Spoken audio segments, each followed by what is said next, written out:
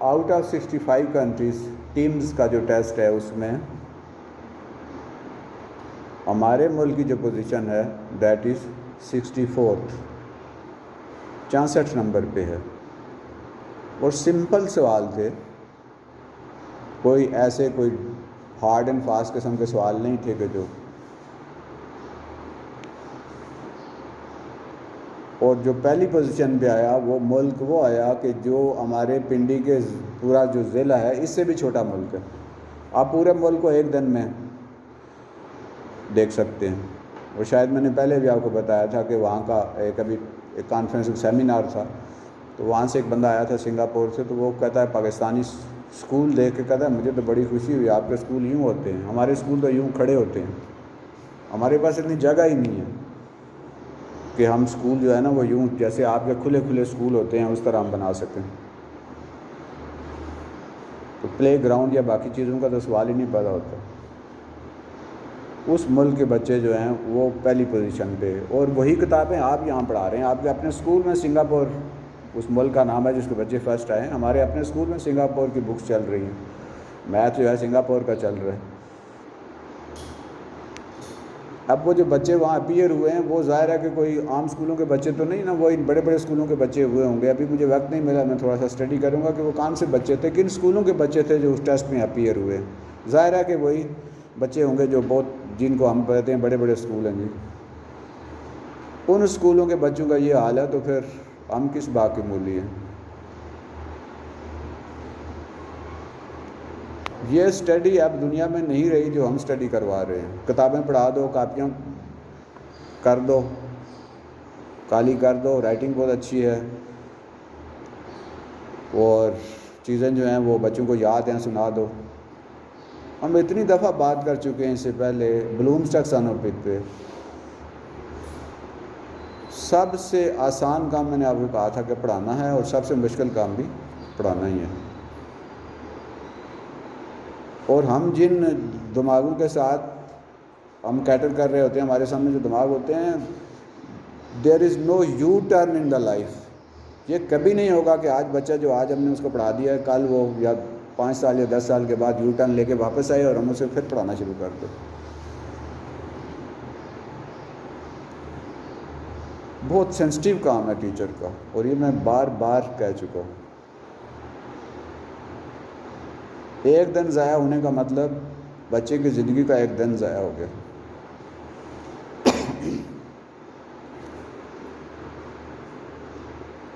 تو ہمیں تھوڑا سا اس معاملے میں غور کرنا ہوگا کہ ہمارا کام جو ہے وہ کتنا اہم ہے. بورڈ بھر دینے سے یا کاپیاں بھر دینے سے بات نہیں بنے گی. آج سے 50 سال پہلے جس ٹیچر سے میں نے پڑھا ہے، 1961 میں پہلی جماعت میں تھا، تو 1961 میں جس ٹیچر نے مجھے پڑھایا اس کے پاس نہ تو کمپیوٹر تھا، نہ موبائل تھا، نہ اس کے پاس انٹرنیٹ تھا. تختی تھی، سلیٹ تھی، اسکول کی بلڈنگ نہیں تھی، کوئی فرنیچر نہیں تھا. گھر سے ہم بوریاں اور ٹاٹ لے کر جاتے تھے. لیکن اس ٹیچر کے پاس جذبہ تھا، اور ان میں سے اکثر ٹیچر ایسے تھے جو میٹرک پاس بھی نہیں تھے. اس زمانے میں ورنیکولر ٹیچر ہوا کرتے تھے 8ویں پاس. انگلش کے ساتھ اگر 8ویں پاس ہے تو اینگلو ورنیکولر، اور اگر انگلش کے بغیر 8ویں پاس ہے تو انہیں ورنیکولر کہتے تھے. تو اینگلو ورنیکولر بھی کوئی مڈل اسکول میں ایک ٹیچر ہوا کرتا تھا، باقی سارے ٹیچر جو ہیں وہ ورنیکولر ہی ہوا کرتے تھے. اور ان کا معیار وہ ہوتا تھا کہ 6 سے 8ویں تک جو میں نے فارسی پڑھی ہے وہ آج بھی مجھے کام آتی ہے. اس زمانے میں عربی نہیں تھی، فارسی ہوا کرتی تھی 6 سے 8ویں تک. کیا تھا؟ ان کے پاس جذبہ تھا، ان کے پاس احساس تھا، ان کے پاس ایک ذمہ داری کا احساس تھا کہ یہ میرے ذمہ یہ بہت اہم کام ہے. آج آپ دیکھیں تو ہمارے teacher M S C, M Phil, P H D, matric کو تو کوئی چپڑاسی نہیں رکھتا. لیکن نالج کا کیا حال ہے؟ نالج بھی شاید بہت زیادہ ہو، وہ جو جذبہ ہے نا وہ ختم ہو گیا. بس ٹھیک ہے، دیہڑی لگانی ہے ہم نے، آج ہم آئے ہیں، آج کا دن پورا ہو گیا، یہ مہینہ پورا ہو گیا، یہ ہفتہ پورا ہو گیا. یعنی اتنی ہم نے پلاننگ کی ہوئی ہے کہ سال پورے کی کیا، ہم نے تو ایک ایک دن کی پلاننگ کی ہے اور ایک ایک پیریڈ کی پلاننگ کی ہے کہ آج کیا پڑھانا ہے. پورے سال کی پلاننگ ہے نا آپ لوگوں کے پاس موجود ہوتی ہے کہ ہاں جی یہ آج یہ پڑھانا تھا، یہ پھر اس کے اوپر چیکنگ ہو رہی ہوتی ہے پڑھایا ہے کہ نہیں پڑھایا. اور یہ میں آپ سے یہ نہیں کہتا آپ کے کوئی محنت میں کمی نہیں ہے، آپ ماشاءاللہ اس میں کوئی شک نہیں ہے کہ آپ پوری محنت سے اور پوری لگن سے اور پورے اس سے کوشش پڑھانے میں کرتی ہیں آپ لوگ. یہ نہیں ہے کہ کوئی اس میں کوئی آپ کی نیت میں کھوٹ نہیں ہے، پورے جذبے اور شوق سے اور محنت سے آپ لوگ پڑھاتے ہیں اور پورے بورڈ بھرے ہوتے ہیں. بچوں کی کاپیاں دیکھیں تو ماشاءاللہ پوری کتابیں وہاں لکھی ہوتی ہیں کاپیوں کے اوپر.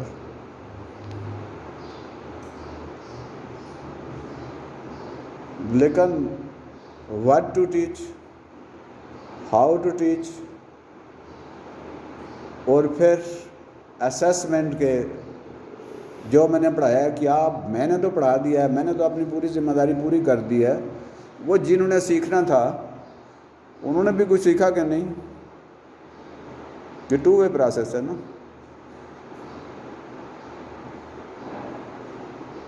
میں نے بہت شروع میں کہا تھا کہ ہم اپنے پیریڈ کو 4 حصوں میں ڈیوائیڈ کر لیا کریں. پہلا حصہ جو ہے پریپریشن، بچوں کو پریپیئر کرنا.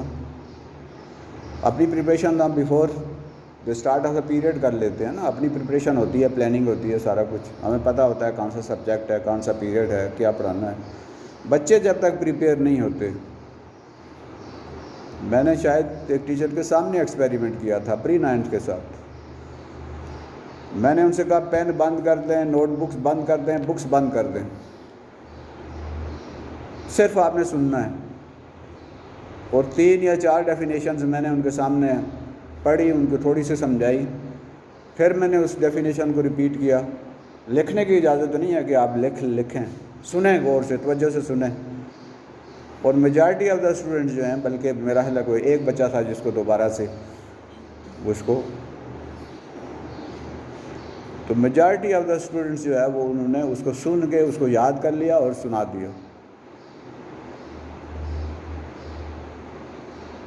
سب سے بڑا پرابلم جو ہوتا ہے وہ یہ ہوتا ہے کہ جب ہم پڑھا رہے ہوتے ہیں، جب ہم محنت کر رہے ہوتے ہیں، جب ہم بول رہے ہوتے ہیں، جب ہم سکھا رہے ہوتے ہیں، تو ہم دیکھیں کہ ہمارا بچہ بھی اٹینٹیو ہے یا نہیں ہے، وہ سن بھی رہا ہے کہ نہیں. 2 بچے اسی کلاس میں ایسے تھے کہ جو میرے پڑھانے کے دوران ان کی روح پرواز کر گئی. مطلب مجھے پتہ چل گیا کہ یہ بچہ جسم اس کا تو یہاں موجود ہے، خیال اس کا پتہ نہیں کہاں پہنچا ہوا ہے. تو میں نے اس بچے سے پوچھا کہ میں کیا کہہ رہا تھا، تو نہیں بتا سکا وہ، کیونکہ وہ ذہنی لحاظ سے تو وہاں موجود ہی نہیں تھا. دوسرے دفعہ میں پڑھا رہا تھا تو اسی کلاس میں اسی پیریڈ میں تو دوسرا بچہ جو ہے غائب ہو گیا ذہنی طور پہ. بچہ وہاں بیٹھا ہوا تھا، سانس بھی لے رہا تھا، اس کا دل بھی دھڑک رہا تھا، لیکن بچہ وہاں موجود، یعنی اس کو جو اصل چیز جس سے میں مخاطب تھا وہ وہاں نہیں تھا. تو جب تک میں سارے بچوں کو مجھے نہیں پتہ ہوگا کہ کون سا بچہ میری بات سن بھی رہا ہے کہ نہیں سن رہا، تو میں تو چاہے جتنی مرضی محنت کر لوں نا، اس کا تو کوئی فائدہ نہیں ہوگا. تو پریپریشن کا مطلب یہ ہے کہ آپ دیکھیں کہ آپ کے بچے آپ کی بات سن بھی رہے ہوتے ہیں. بعض اوقات بچے آپ کی طرف دیکھ بھی رہے ہوتے ہیں لیکن نہیں سن رہے ہوتے، ان کا خیال کہیں اور پہنچا ہوا ہوتا ہے.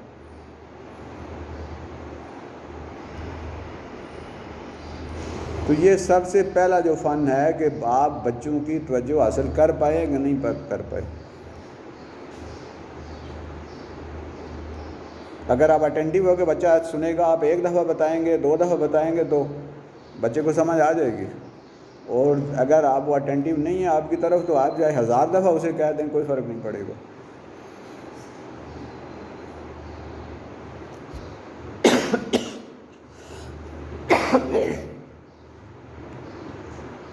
تو یہ پہلا ہم نے کہا تھا کہ اس کو اپنے پیریڈ جو ہے اس کو آپ سب سے پہلے پریپریشن میں، پھر پریزنٹیشن، آپ پریزنٹ کریں کہ آپ نے جو لیسن آج کا پڑھانا ہے وہ پریزنٹ کرنا ہے بچوں کے سامنے، اس کو رکھنا ہے، اور پریزنٹیشن کے کیا طریقے ہوں گے وہ آپ جانتی ہیں، ان کے بارے میں بات بھی کی جا سکتی ہے۔ پھر بچوں کو کلاس کے اندر موقع دیں کہ وہ جو آپ نے ان کو سکھایا اس کو وہ یاد کر سکیں، اس کو سمجھ سکیں، اس کی پریکٹس کر سکیں، اور آپ صرف ان کی مانیٹرنگ کریں، آپ دیکھیں کہ بچے کیا کر رہے ہیں، اس پروسیس کو دیکھیں کہ بچہ جو سیکھنے کا پروسیس ہے وہ کیا ہو رہا ہے، اور اس کے بعد پھر کلاس کے اندر ہی آپ اس کی ہلکی سی اسیسمنٹ کر لیں کہ آپ اس کو پریویو کر لیں کہ وہ جو بچوں نے جو آپ نے پڑھایا وہ بچوں کے سمجھ میں آیا کہ نہیں، اور پھر ان کو پریکٹس کے لیے گھر کا کام دے دیں۔ ایک کلاس میں سائنس کی کیمسٹری جو ہے اس کی ریڈنگ کروائی جا رہی تھی، اب یہ ریڈنگ کلاس میں ایک بچہ کر رہا ہے اور باقی ساری کلاس جو ہے کم ہی بیٹھی ہوئی ہے۔ یہ والا کام جو ہے آپ نے اگر ریڈنگ ہی کروانی ہے تو یہ ہوم ورک میں یہ کام لیں کہ بھائی آپ یہ ریڈنگ کر کے آئیں، میں نے کل آپ سے سننا ہے، اور ضروری نہیں ہے کہ 100% سنیں، آپ کوئی 1-2 جگہ سے بچے سے سن لیں۔ تو اگر کلاس میں ہم سائنس کی یا کیمسٹری یا فزکس کی ریڈنگ کروانا شروع ہو جائیں گے تو پھر سمجھائیں گے کب اور پڑھائیں گے کب۔ اور ہم نے ایک میتھڈ جو ہے ٹیچنگ میتھڈ ہم نے کہا تھا، یہ ہم ساری باتیں پہلے کر چکی ہیں، ہم نے ٹیچنگ میتھڈ جس کا نام دیا تھا CPA۔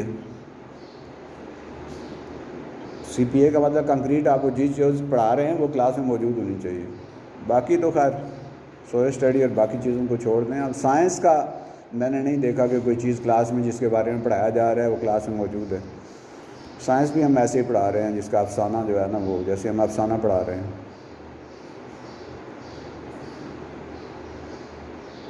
تو اس کے نتیجے میں کیا ہوگا پھر، اس میں جو بچے نکلیں گے وہ کیسے نکلیں گے، ان کی کیا کنسیپچول بلڈنگ ہوگی، اور وہ دنیا میں جا کے کیا کریں گے۔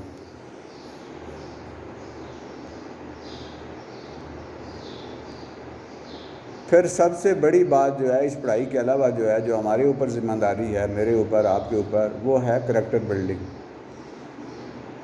بچوں کی کریکٹر بلڈنگ نہیں ہو رہی تو آپ پڑھا کے جو مرضی کر لیں۔ ایک حافظ صاحب نے مجھے قرآن سنایا، مجھے بڑا اچھا لگا، بہت اچھی تلاوت انہوں نے کی۔ میں نے کہا مجھے آپ کو ایک قرآن یاد ہے، میرے اس موبائل کو تو قرآن بھی یاد ہے، ترجمہ بھی یاد ہے، اس کو جس مرضی زبان میں جو ہے وہ آپ اس سے تلاوت سننا چاہیں یہ سنا بھی دے گا۔ اس میں اور آپ میں کیا فرق ہے؟ میچور بچہ تھا، بڑا بچہ تھا، اسے وہ نہیں سوال کا جواب دے سکتا کہ میرا لیپ ٹاپ جس کو 20 قرآن یاد ہیں اور تفسیریں یاد ہیں اور سارا کچھ یاد ہے، اس میں اور اس بچے میں جس نے قرآن حفظ کیا کیا فرق ہے؟ اس سے تو وہ کمپیوٹر اور لیپ ٹاپ بہتر ہے نا۔ اگر اس کے قرآن کا اس کے کردار پہ اثر نہیں ہے، اس کے اخلاقیات پہ اثر نہیں ہے، اس کی عادات و اطوار پہ اس کا اثر نہیں ہے، تو قرآن حفظ کرنے کا تو اسے ثواب ملے گا، یقیناً ملے گا، ایک ایک آیت پڑھنے سے بھی اس کو ثواب ملے گا، بہت بڑا اجر ہے، اللہ نے بتایا ہے، لیکن اس کے کردار میں کوئی فرق نہیں پڑے گا، اس معاشرے کے کردار میں کوئی فرق نہیں پڑے گا جب تک کہ اس کو سمجھیں گے نہیں۔ اور سمجھ بھی اس لحاظ سے کریں گے کہ یہ قرآن جو ہے وہ سچی کتاب ہے۔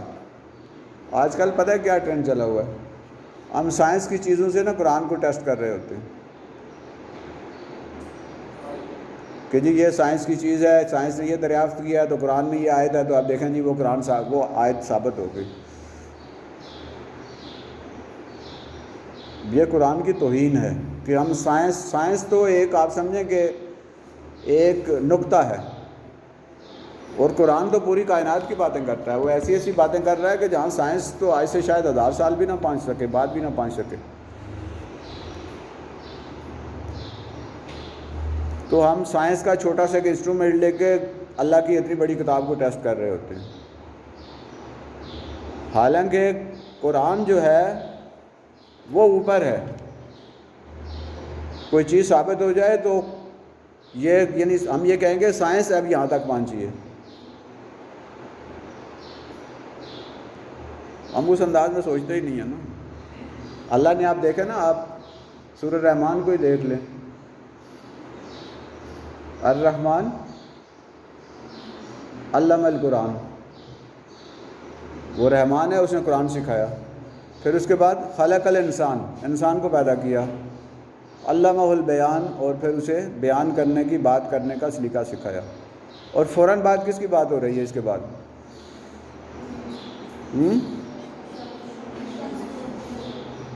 الشمس والقمر بحسبان. ایک دم سے دیکھیں نا کہاں پہنچ گیا، سورج اور چاند کی تک. اور پھر والنجم والشجر یسجدان، وہ بیالوجی اور وہ سارا باٹنی، سارا کچھ اس کے اندر آ گیا. اور پھر ایک دم آگے کیا کہا؟ والسماء رفعها ووضع المیزان، کیسے آسمان کو اس نے بلند کیا اور اس میں کیسا ایک توازن قائم کیا. مطلب کہاں سائنس سے پہنچے گی، کہاں کیسے پہنچے گی ان چیزوں تک؟ جس نے تخلیق کیا ہے یہ پوری کائنات ہے، یہ تو ابھی تک چاند تک پہنچنے میں بھی شک ہے کہ نہیں پہنچیں گے. نہیں، اتنی بڑی باتیں جو سائنس میں کی گئی ہیں، اور کس نے کی ہیں؟ ہمارے کس کے تھرو پہنچی ہیں؟ وہ ہستی جو خود پڑھنا لکھنا نہیں جانتی تھی. بہت سارے لوگ امریکہ وغیرہ میں صرف یہ بات جب ان کو پتہ چلی کہ یہ قرآن ہے اور یہ ایک ایسے نبی نے بتایا ہے جو خود پڑھے ہوئے نہیں تھے، تو یہ والا کہ بھئی اتنی بڑی بڑی باتیں جو ہیں وہ اتنی سائنس کی اور ٹیکنالوجی کی اور اسٹرانومی کی باتیں، آپ کا کیا خیال ہے کہ جو بلینر جو ہے نا، بڑے بڑے لوگ جو ہیں وہ امریکہ کے، یہ اس پہ پیسہ کیوں لگا رہے ہیں؟ خلائی تصویر پہ وہ پیسہ ڈونیٹ کر رہے ہیں. کچھ تو وجوہات ہیں نا. یہ جو ستارے اور یہ درمیان میں گزرگاہوں کی اللہ نے جو دی ہے ہمیں کہ ان کے درمیان راستے ہیں اور کس طرح کے ہیں، تو کچھ تو ہے نا جس کے لیے وہ اتنا پیسہ لگا رہے ہیں. تو بہرحال یہ دور کی باتیں ہیں. ہم تو اپنی نصاب کی کتابیں بھی نہیں پڑھتے. ٹیچرز کا سب سے پہلا کام یہ ہے کہ جب وہ پڑھانا شروع کرتے ہیں تو پڑھنا بند کر دیتے ہیں.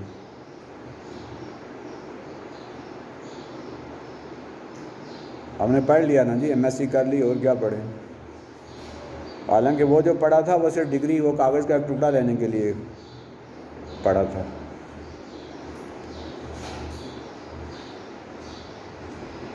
تو جب تک یہ چیزیں ہم نہیں سکھائیں گے، اور دنیا ہمارے پیچھے لٹھ لے کے پڑی ہوئی ہے، ہم مسلمان کے نام کے مسلمان ہیں، ہم تو سنی شیعہ اور بریلوی دیوبندی کے چکر میں پڑے ہوئے ہیں. ہاتھ کہاں باندھنا ہے، یہاں باندھنا ہے، یہاں باندھنا ہے، کھول کے پڑھنا ہے، کیا کرنا ہے. آپ نے شاید دیکھی ہوگی پچھلی دنوں ایک ویڈیو آئی، جو ایک بندہ تھا جس کے یہ دونوں بازو ہی نہیں تھے، اور وہ وضو بھی کر رہا تھا پاؤں سے، وہ منہ بھی جو ہے نا پاؤں سے دھو رہا تھا. اس کی نماز کیسے ہوگی؟ وہ ہاتھ کہاں باندھے گا؟ آپ اس پہ کون سا فتویٰ لگائیں گے؟ اس کا تو بازو ہی نہیں ہے، یہی سے دونوں بازو جو ہیں وہ کٹے ہوئے ہیں.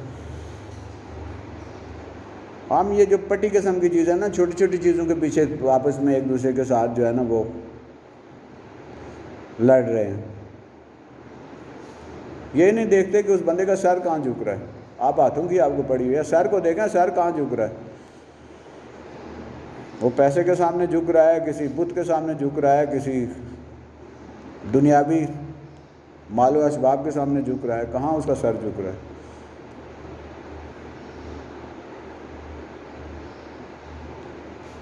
تو یہ بہت ضروری ہے پڑھانے کے ساتھ ساتھ کہ ہم بچوں کی کریکٹر بلڈنگ بھی کریں، ان کو احساس دلائیں کہ ہمارا دین جو ہے وہ کتنا معتبر ہے اور کتنا بڑا ہے. اور یہ جو اللہ کا تصور ہے نا، کہ جی اللہ ہمیں دیکھ رہا ہے، وَهُوَ مَعَكُمْ أَيْنَمَا كُنْتُمْ، تم جہاں کہیں بھی ہوتے ہو اللہ تمہارے ساتھ ہوتا ہے۔ صرف یہ ایک تصور بچوں کو اگر سکھا دیں ہم، صرف ایک، باقی سب ہر چیز کو چھوڑ دیں آپ، توحید کا تصور جو ہے ہم بچوں کو دے دیں کہ اللہ ایک ہے اور وہ ہر لمحے ہمیں دیکھ رہا ہے۔ آپ اگر یہی صحیح تصور بچے کے ذہن میں بٹھا دیں تو بچہ کوئی بیہودہ بات نہیں کرے گا، بچہ کوئی لوز ٹاک نہیں کرے گا، بچہ نہیں لڑے گا باہر جا کے۔ اس کے اندر یہ احساس ہو کہ اللہ مجھے دیکھ رہا ہے، میں اللہ کے کیمرے کے سامنے ہوں اور میری ویڈیو ہر لمحہ بن رہی ہے، جہاں کہیں پہ بھی ہوں میں۔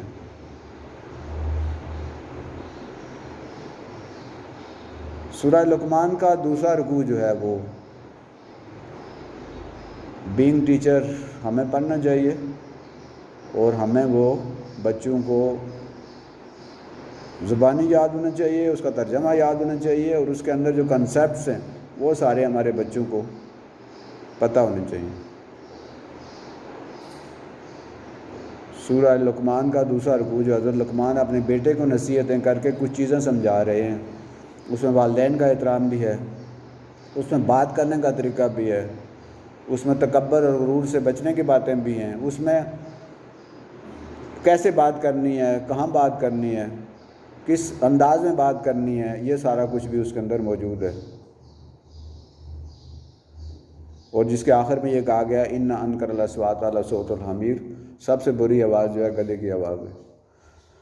تو ہمارے پاس تو اتنا بڑا ذخیرہ موجود ہے، اور اتنی ہمارے پاس نالج ہے ہمارے اپنے دین کے اندر، جو ہمارے اوپر فرض ہے جس کا حاصل کرنا، تو ہم تو یہ اگر بچوں میں ٹرانسفر کر دیں تو میرا خیال ہے کہ آپ کا ایک صدقہ جاریہ ہوگا نا۔ ایک تو آپ پڑھا رہے ہیں جی، آپ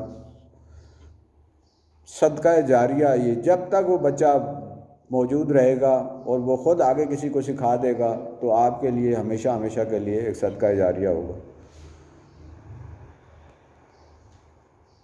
تو یہ چند چیزیں جو ہے نا وہ مطلب ہم نے ان کا خیال رکھنا ہے۔ ایک جو ہے یہ پڑھائی سے بھی زیادہ اہم جو ہے وہ کردار سازی ہے، اور پڑھائی اس انداز میں آپ جتنی مرضی محنت کر لیں اس کا وہ فائدہ نہیں ہوگا جب تک کہ بچہ اسی لیول پہ آ کے، اسی فریکوینسی پہ آ کے بچہ نہیں سمجھتا، ہماری محنت کا کوئی فائدہ نہیں ہے۔ بچے نے سیکھنا ہے نا۔ حي على الصلاة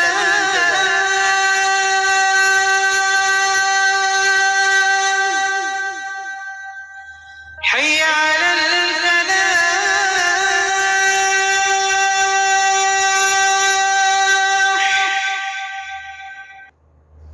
اس کو ہم نے لائن پہ لگانا ہے بچے کو۔ یہ مطلب نا ایک بنیادی فارمولہ ہے کہ بچے نے سیکھنا ہے، بچے نے سمجھنا ہے، اور ہمیں اسے پڑھانے کا مقصد بھی یہی ہے کہ وہ سیکھے۔ وہ اگر نہیں سیکھ رہا تو آپ جتنی مرضی پلاننگ کر لیں، جتنی مرضی محنت کر لیں، بورڈ بھر لیں، کاپیاں بھر لیں، جو مرضی کر لیں، وہ سارا جو ہے نا وہ زیرو ہو جائے گا۔ اور ہمارے پاس ابھی میں ایک کتاب پڑھ رہا ہوں جو آج سے 1000 سال پہلے لکھی گئی تھی، مسلمان جس کو کہتے ہیں طریقہ تدریس پہ، یہ پہلی کتاب تھی۔ جو مفکر ہے اس کا نام زرنوجی ہے۔ 1000 سال پہلے تقریباً وہ کتاب لکھی گئی تھی، اور اس میں جو ٹیکنیکس وہ بتا رہے ہیں وہ آج بھی اگر ہم ان پہ عمل کریں تو ہمارا بچہ جو ہے وہ کہاں سے کہاں پہنچ جائے گا۔ کوئی 100 صفحے سے بھی کم وہ کتاب ہے، اس کا اردو ترجمہ میرے پاس ہے، اور میں کوئی 1-1.5 مہینے سے میں اسے پڑھ رہا ہوں۔ ہر جملہ جو ہے وہ اس کا مجھے الجھا رہا ہے اور اس پہ غور کرنے کی طرف کہہ رہا ہے کہ دیکھو یہ کیا کہہ رہے ہیں۔ اس میں جو بنیادی ایک فارمولہ جو میں نے پڑھا ہے وہ یہ کہ بھائی آج آپ بچے کو پڑھا رہے ہیں، وہ آج جو ہے وہ بچہ اس کو ریوائز کرے، بار بار ریوائز کرے۔ اگلے دن جو ہے وہ پچھلے دن کا سبق جو ہے مجھے اب تعداد صحیح طرح یاد نہیں، شاید 15 دفعہ انہوں نے کہا ہے کہ وہ 15 دفعہ ریوائز کرے۔ تیسرے دن پہلے دن کا سبق، پھر دوسرے دن کا سبق 10 دفعہ ریوائز کرے۔ اس سے اگلے دن پہلے دوسرے تیسرے دن کا 5 دفعہ۔ اس طرح وہ ریوائز کرتے کرتے جو ہے نا وہ بچہ جو ہے وہ آگے، یعنی پریویس نالج، سابقہ واقفیت، جو سبق پڑھا ہے وہ جب تک اس کی بیس نہیں بنتی، اسے صحیح طرح سمجھ نہیں آتا، آگے جو ہے پڑھانے کا کوئی فائدہ نہیں ہے۔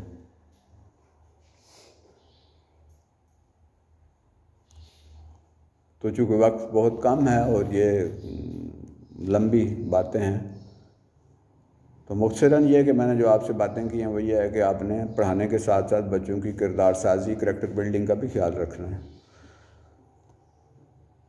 اور اس کے لیے کہیں پہ بھی آپ دیکھ رہے ہیں کہ وہ بچہ مطلب راستے سے ہٹ رہا ہے تو آپ خود کوشش کریں اس کی اصلاح کی، نہیں تو ہمارے مینجمنٹ کے نوٹس میں لائیں۔